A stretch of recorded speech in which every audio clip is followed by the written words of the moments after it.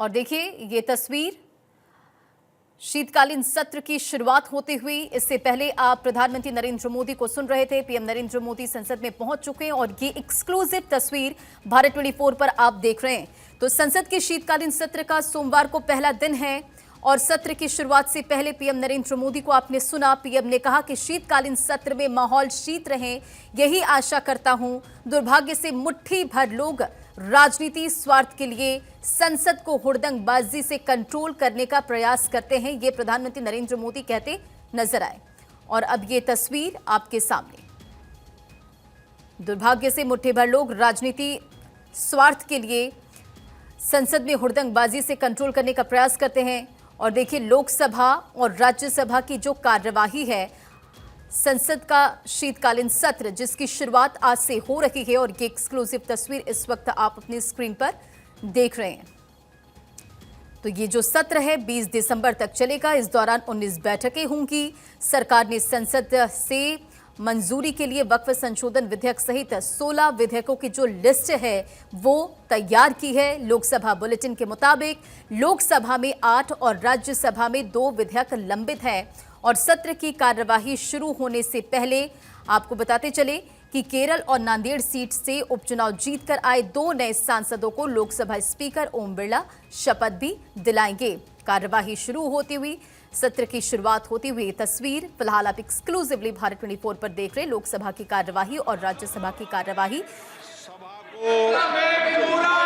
18वीं लोकसभा के हमारे 2 पूर्व साथियों के निधन के बारे में सूचित करना चाहता हूं। श्री बसंतराव बलवंतराव चौहान महाराष्ट्र के नांदेड़ संसदीय निर्वाचन क्षेत्र से इस लोकसभा के सदस्य थे।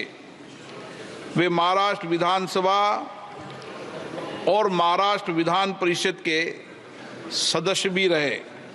श्री चौहान एक शिक्षाविद थे जिन्होंने नायगांव महाराष्ट्र में अनेक शैक्षणिक संस्थाएं स्थापित की। श्री बसंतराव बलवंतराव चौहान का निधन 70 वर्ष की आयु में 26 अगस्त 2024 को तेलंगाना के गाची बोबली में हुआ। श्री एस.के.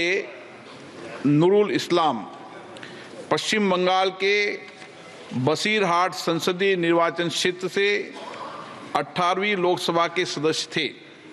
वे 15वीं लोकसभा के सदस्य भी रहे। श्री नूरुल इस्लाम ने कृषि संबंधी समिति के सदस्य रूप में कार्य किया। इससे पूर्व पश्चिम बंगाल विधानसभा के सदस्य भी रहे। श्री एस.के. नूरुल इस्लाम का निधन 60 वर्ष की आयु में 25 सितंबर 2024 को पश्चिम बंगाल के उत्तर 24 परगना में हुआ।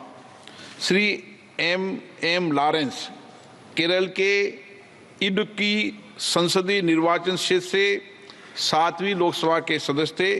श्री लॉरेंस ने गैर सरकारी सदस्यों के विधेयकों तथा संकल्पों संबंधी समिति के सदस्य के रूप में कार्य किया।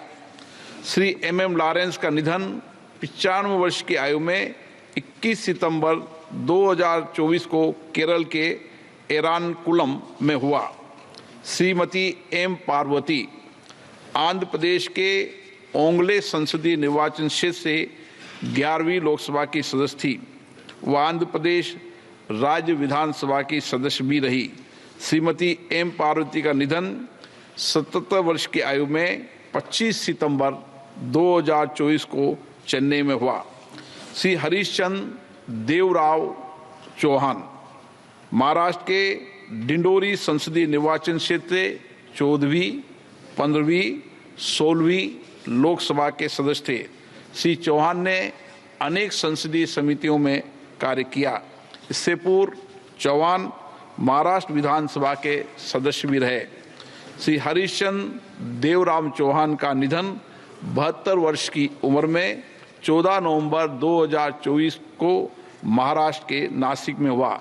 ये सभा अब दिवंगत आत्माओं के सम्मान में कुछ देर मौन रहेगी।